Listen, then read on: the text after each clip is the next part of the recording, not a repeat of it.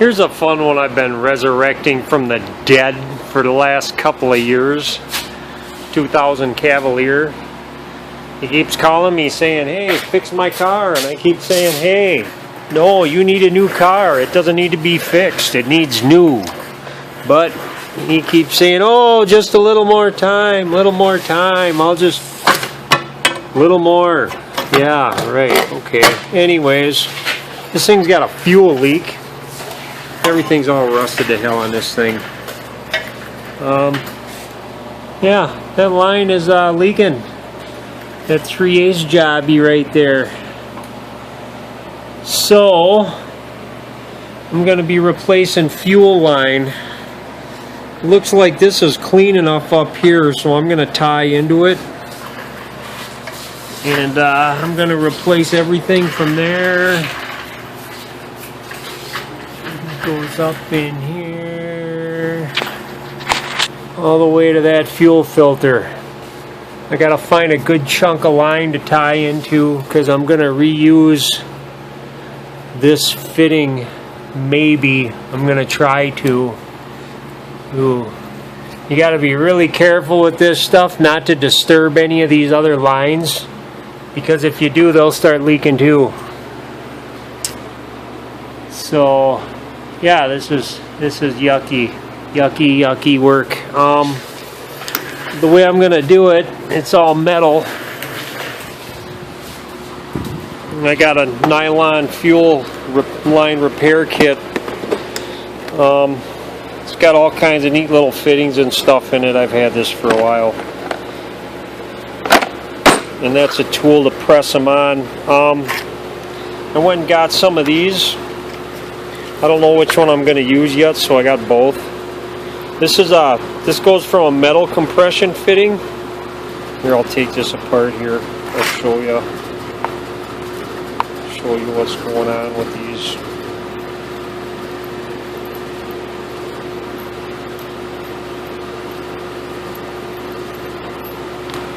Okay, this side's for the metal line, and this side's for the nylon line. I got 15 feet of that. Wait, 10 feet of that. But yeah, the nylon side has a little nylon fitting. It goes in here like this. You just put the nut over that, and then this is a regular 3/8 compression fitting. You got the little bushing in here that goes over the line, and you just crush everything down. This one here, these are nice too. I didn't know which one to use. So this has got the 3/8 metal compression fitting, and then this is just barbed, and the barb just goes right onto the fuel hose. And that's what this tool is for. It actually presses on, well, like that. So another way you can do these too, if you have to use a press-on fitting, is you can use a caulking gun. If you got a flaring tool, you can just clamp the hose down in the flaring tool and just put it in your caulking gun like this. You just put it in there, and then put the fitting on and just press it on. So that's one easy way to do it too. I've done so many of these though, I just went ahead and bought the kit a long time ago. I'll be putting a fuel filter in it. There's no way I'm going to use that other one. It'll probably just be a pain in my butt. So yeah, I'm going to show you how to do this.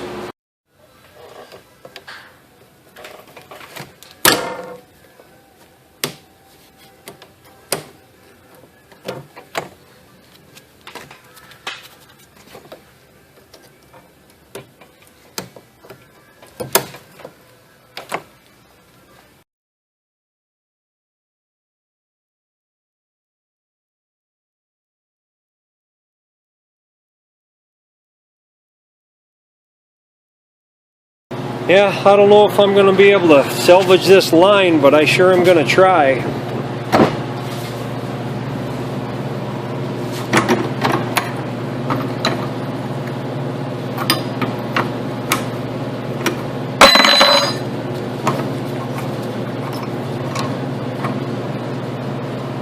This is an O-ring type. I'm just going to try to knock some of this rust off of here. I cut this back even more just so I could get to the round part of it. I'm going to sand it down a little bit. Get some of that rust off of it for whatever reason.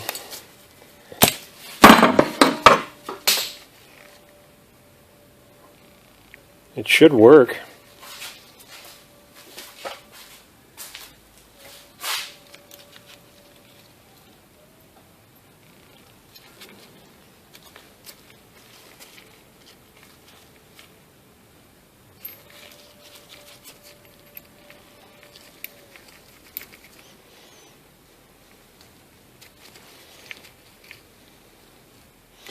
Generally, you want to put it all the way up as far as it can go.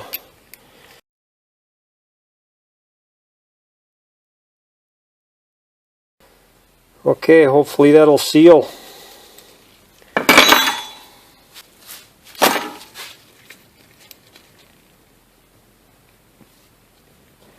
As for this end,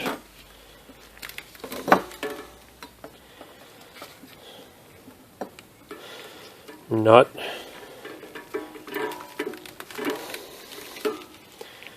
tapered bushing,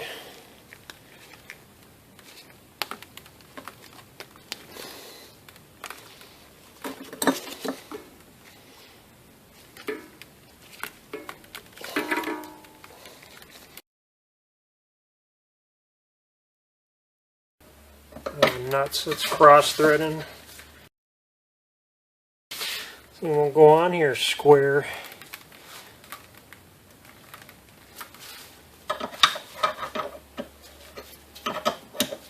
And that feels right. That O-ring looks good. I'm going to use it.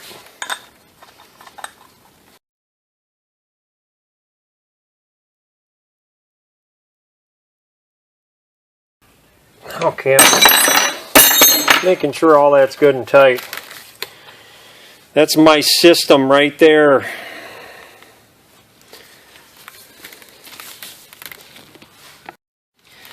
Now I just get to uncoil this thing and try to snake this through in such a way that it won't get in the way of anything.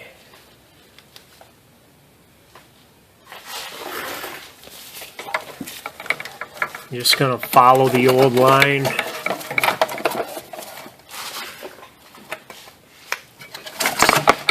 Or at least try to. This stuff is very forgiving. Even if it kinks, you can unkink it.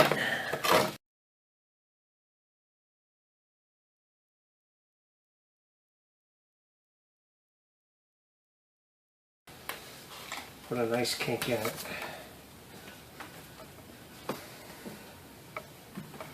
That's fine. I'm just going to plug this in.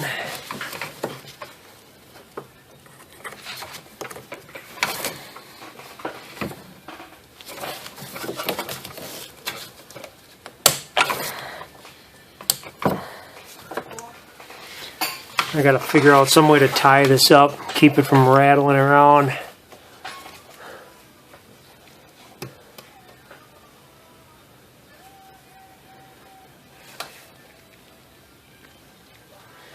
Okay, I don't want this fuel filter bouncing around. You can't have that fuel line moving. It'll rub a hole in itself somewhere.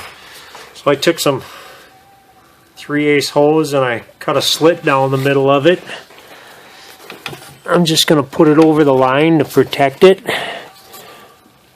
I'm going to zip tie it right to that strap.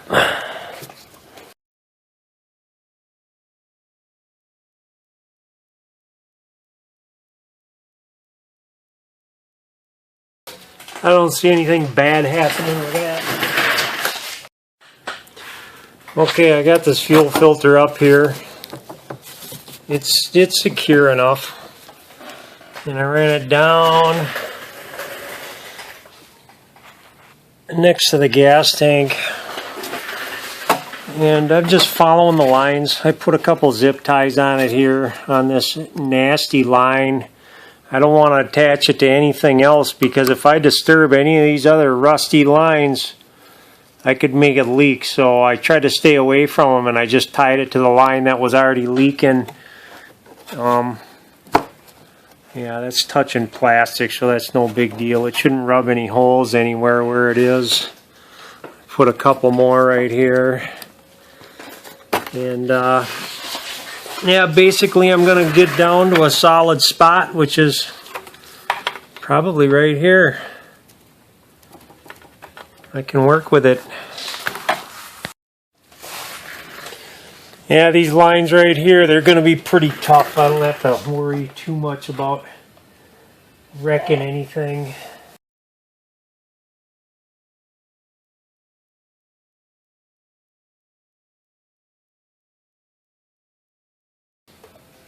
Just want to bend it a little bit to be able to work on the thing. I got this nice little, these are fancy. You can get in really tight spots with these hose cutters. Takes a little longer than a big one, but working in spots like this, you gotta have it.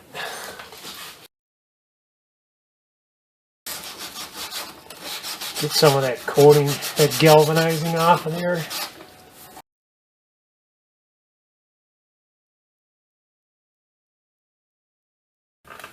These really don't like to start.